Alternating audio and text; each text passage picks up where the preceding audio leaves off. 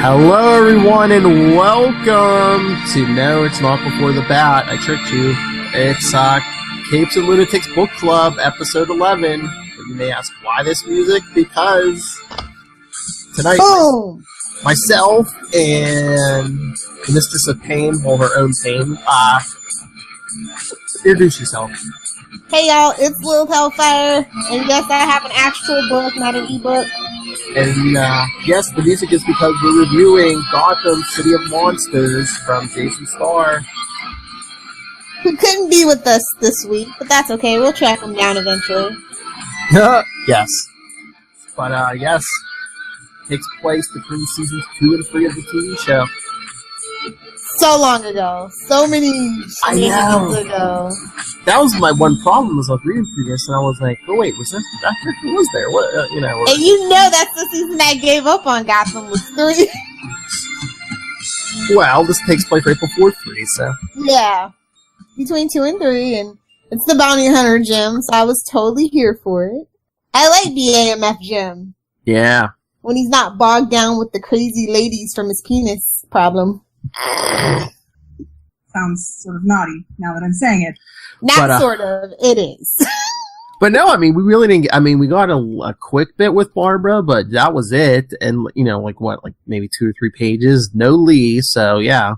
Because that's what he left town to look for and did not get her. Which we find out why in the season, but I mean, yeah, so maybe that's why you like Jim better, is we really didn't get his women.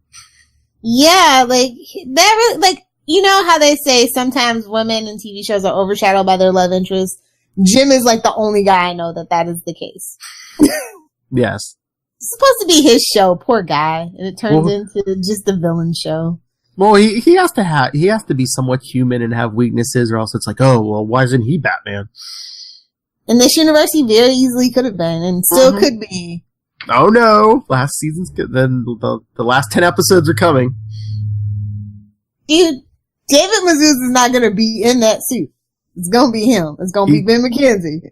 I don't know. They said Mazouz was teasing the actual Joker and himself in the not suit. Actual Joker with green hair. They ain't still a band on that one. We'll see. Unless Mazouz drops him in some acid. Yo, drops the Red Hood in some acid. Well, we did get the Red Hood gang. Mm-hmm. Kind of hot potato game. That was a fun episode. But this book, I don't know, like I said, I like Bounty Hunter Jim, so I really enjoyed this book. The thing about Jason is that you can tell that he really loves Gotham because his books feel like right in line with the show. Mm-hmm. Oh yeah, this could have taken place on the show. This could have been this should be an episode, like a flashback episode. Yes. It was good, but it was like the whole thing with Bruce Wayne and Alfred in Switzerland almost seemed like an afterthought because it didn't come till later. It wasn't like in the first couple chapters. It took a while to get to Bruce, didn't it? And that's the funny thing about Gotham. Bruce is the person I care least about, and so I was fine with that.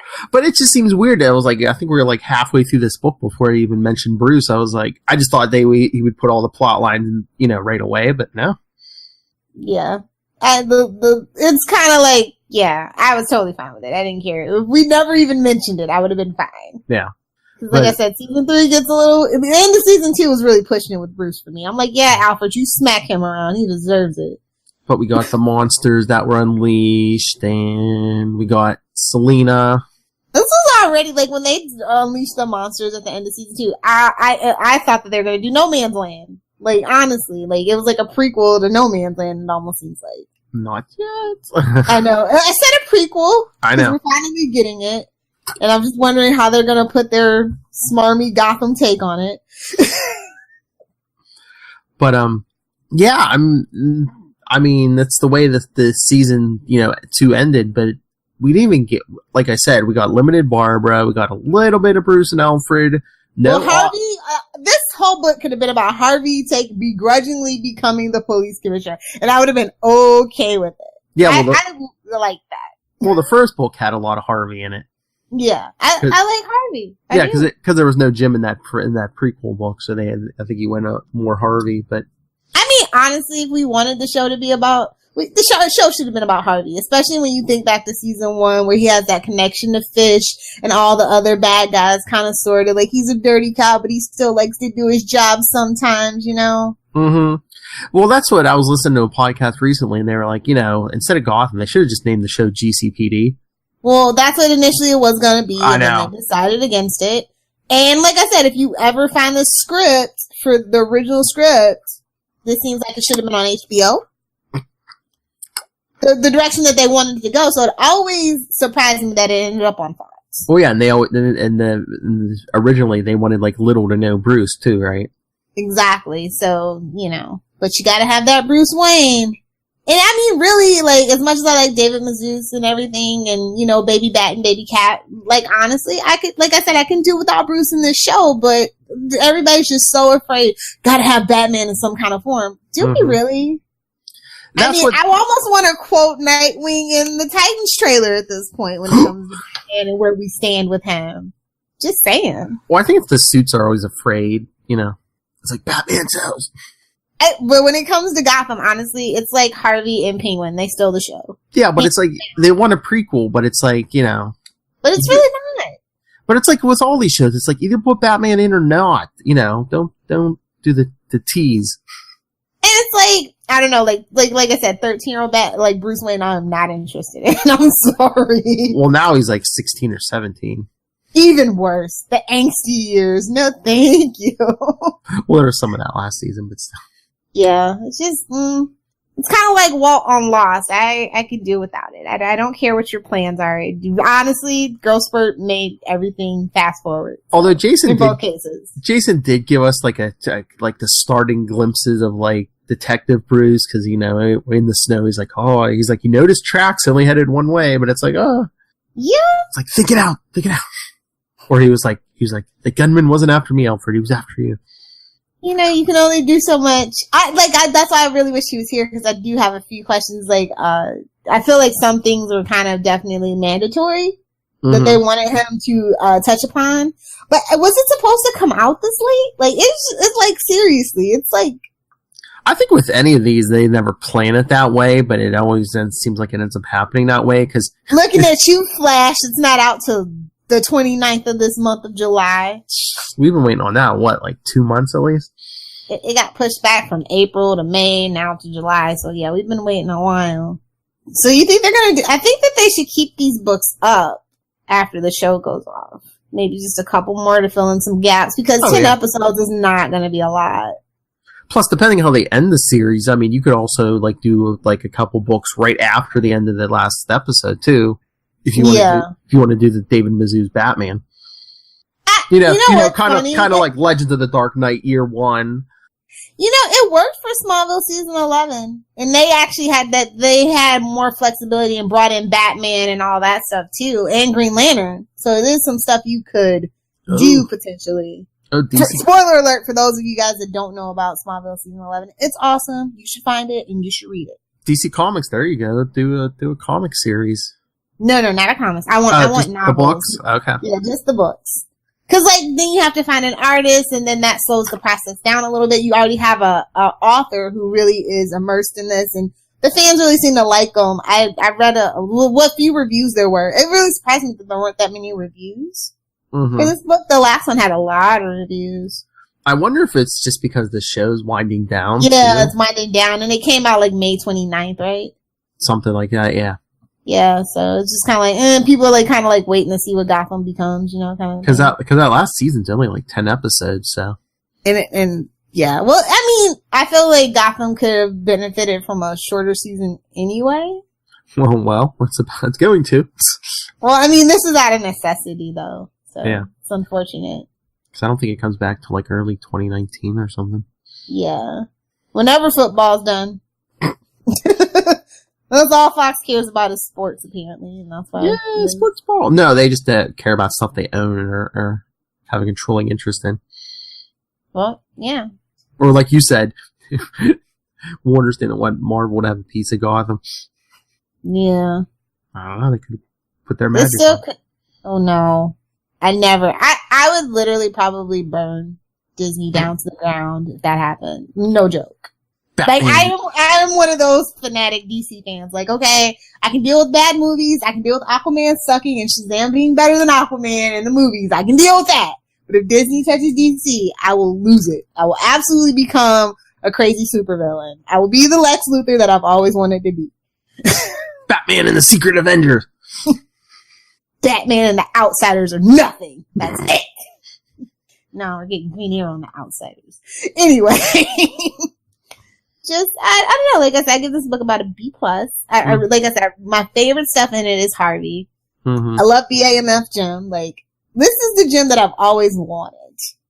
But it's a shame he never really showed up in the show. Like, when he showed, like, when you, like, if you read the backers and all that was kind of better in the book. Mm-hmm. But it's just weird because we only get a couple characters. Like, you know, we get Harvey and Jim, we get Selena, we get Fish. Like you said, we get Barbara for maybe like 2-3 pages. Fish was actually tolerable. Like, let Jason write the show. If he can make Fish, y'all know how. I don't know if y'all know this, but I really don't like Fish Mooney. Well, he used her sparingly too. Exactly. Yeah. and basically with the book too, you can get in people's heads instead of Fish just being like over the top flamboyant and. I mean, all I'm saying is that if you're gonna channel Eartha Kitt, fully commit. Mm-hmm. Just a note. Just a note for anybody else who wants to, like, do that.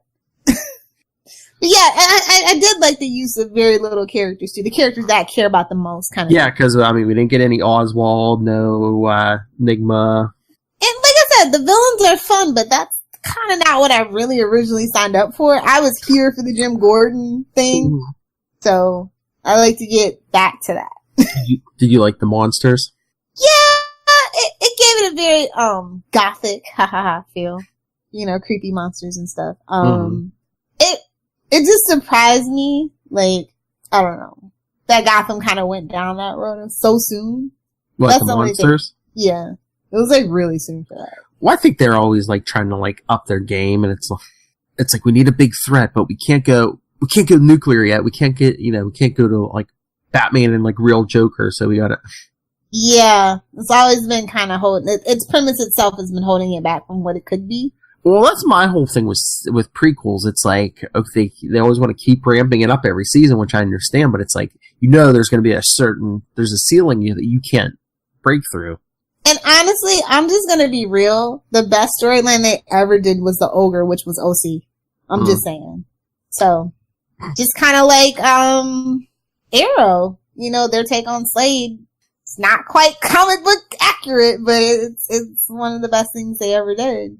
I'll wait till this weekend. Teen Titans go to the movies. We'll get a good Slade. No, she's not flipping me off. Tune in Saturday night to Capes and Lunatics to hear me poo-poo all over Teen Titans. My thoughts about it. I'm not gonna poo-poo over it because it's DC. That's all right. That's all right. Puts out in the next 5 years. That's all right. Me and Charlie are gonna go. Yes. Sour grapes. You gotta get that drop. Sour grapes. Oh, did you see that one?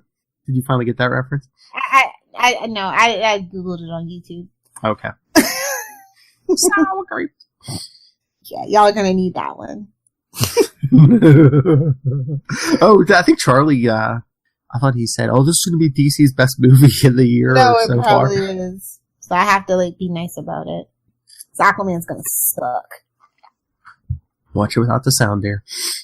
If I could find a way to do that at the movie theater, honest to God, I would. Anyway, yeah, so I hope we can track down Jason Starr in the near future. I have a few questions, but I did think the book he did a great job with it. Just like the first one. Definitely. Yeah. So, A-. Oh, you went from B+ to A-. Yeah, now that I'm thinking about it, A-. What's good too, because like it was only like 1 or 2 quick references, but he did reference like the previous book, you know. Yeah. Make sure you go pick that up if you don't have that too. And then check out our interview with Jason. Scroll way down. So yeah, that's pretty much who was your favorite character? Jim, like you said, BAMF Jim Gordon was good. I thought Selena was very written very close to the character. A little bit more likable, though. I find her kind of annoying on the show sometimes because she gets into stuff. It's like, I know you're a street kid, but do street kids really get into that? Well, and once again, too, with the book as opposed to the show, you can get more in characters' heads. So it's like, instead of her just being rude, it's like, well, this is why she keeps people at a distance, and this is how she feels about Bruce Wayne, and Yeah. You can explain motivations better. I like that. I could always see those two getting married before a comic book Batcat actually get married. Just saying. Ill-advised teenage wedding season finale. Mark my words. Series finale. No, we can't. Hugo Strange is manipulating us. Ooh. Sorry, Tom King. Yeah, sorry, Tom King. We love you, but suits man. Another 50 issues. Sorry, 49. Oh no! Next, what next issue of Batman is, right? What? Issue 52. Oh, so it'll be a giant flaming pile of poo? The views expressed by Lilith Hellfire are not necessarily the views of Capes and Lunatics podcast. Or Southgate Media Group. But I don't know, Rob might agree with me, actually. So. Or humanity in general. Oh, Rob will poo-poo on it just because it's DC. So, yep, I wish somebody would have wrote in and told us their thoughts on this book. But that's okay, it's not too late to do so. Phil, how can they do that if they're not watching us on YouTube right now? So Mr. Jesse Jackson, go read Gotham City of Monsters, or any of our friends. Capes and Lunatics at gmail.com. Follow us on Facebook, facebook.com/Capes and Lunatics, at Capes Lunatics on Twitter. We're on the gram, Instagram, Pinstagram, all of them. And the voicemail, 614-382-2737. That's 614-38-CAPES. And Lilith Hellfire, whose words I will never let her forget. Where can people get a hold of you? If you guys want to, fight me, I'm almost better. So, at Lilith Hellfire, we can set up some matches. You want to get a whole Misty Knight type fight, get bar fight going. I don't fight fair. Just be warned. For everything else, Smiles, Smallville, Superman swearings, at Save Me Podcast on Twitter, Facebook, Pinterest, and Instagram. See, I said it right this time. And be sure to check out SaveMePodcast.net. Somebody Save Me Podcast.net. Oh my. What am I going to do with you? Anyway, that has been another episode of Capes and Lunatic Book Club, episode 11. So, next time, are we going to do that Flash book? If it actually comes out on the 29th, sure. So, if it actually releases and we can get our hands on it, yeah. What's the name of that book? Is it Meta something? Climate Changeling? Oh, Climate Changeling, yes. So, if it actually releases next episode, The Flash, Climate Changeling, who knows what season that takes place in.